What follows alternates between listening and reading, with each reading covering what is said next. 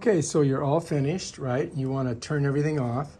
What you're going to do is you're going to come to your off and on button. You're going to press it and hold it. And those lights will go out. And you do the same thing on the drone. Just press and hold.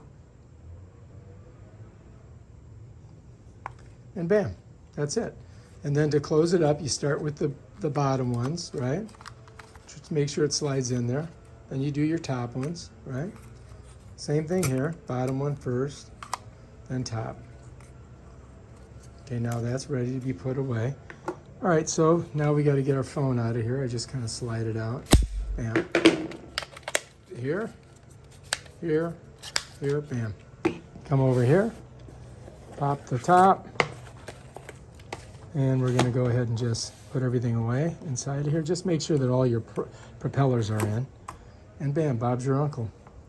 There's all your books, you don't wanna lose them.